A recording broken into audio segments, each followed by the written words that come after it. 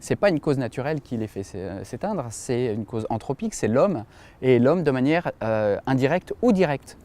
Le tigre, par exemple, c'est la persécution, parce que c'est un prédateur qui vit proche de centres humains.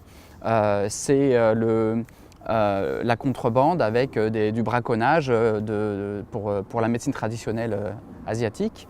Le lion, c'est la perte d'habitat, la perte de proie, la chasse aux trophées. L'éléphant, c'est l'ivoire. Tous ces animaux-là, en fait, qui sont les animaux qu'on préfère, et c'est un autre résultat marquant de notre étude, comme cause principale d'extinction, enfin d'élimination, de déclin des populations et d'élimination des individus, l'homme qui souvent les tue directement. Les causes indirectes principales pour l'instant, c'est la perte d'habitat.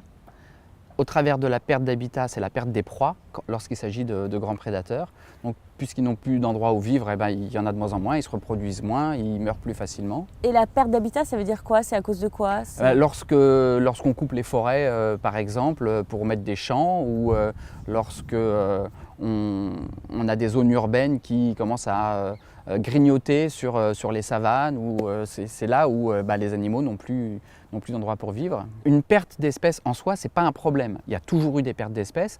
Je dis toujours, on ne vit pas parmi ni les dinosaures, ni les mammouths laineux, ni d'autres espèces qui ont disparu déjà depuis longtemps. La biodiversité évolue et il y a des nouvelles espèces qui apparaissent. Mais les nouvelles espèces, elles apparaissent pas vite, tout simplement parce que les espèces disparaissent pas vite, normalement. Et il y a un équilibre. Mais là, il n'y a pas d'équilibre. Là, on perd entre 100 et 1000 fois plus vite des espèces que ce qu'on perd normalement au niveau de l'histoire de la Terre. Ce n'est pas du tout de la science-fiction et ce n'est pas du tout dans le futur éloigné.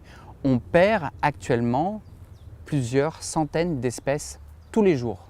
La biodiversité, elle est importante pour l'humanité parce qu'elle nous apporte énormément de choses. Elle nous apporte ce qu'on appelle des services écosystémiques, des services écologiques. C'est-à-dire que la biodiversité, elle purifie l'air, elle purifie l'eau, elle fertilise les sols. C'est grâce à ça donc qu'on a des cultures. Elle pollinise les plantes. 80% des plantes cultivées sont pollinisées par des petites abeilles, des petites mouches, des petits papillons, etc.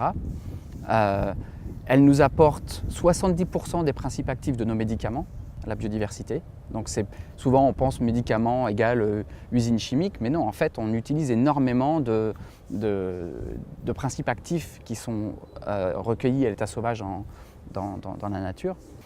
Donc pour la survie de l'homme et pour le bien-être de l'homme, évidemment, c'est très important. Mais après, il y a une autre dimension qui est importante. Pourquoi est-ce que c'est important si la biodiversité disparaît? C'est important d'un point de vue moral, d'un point de vue éthique. Étant donné qu'on est censé être l'espèce, on va dire, dominante moralement sur la planète, on a une responsabilité.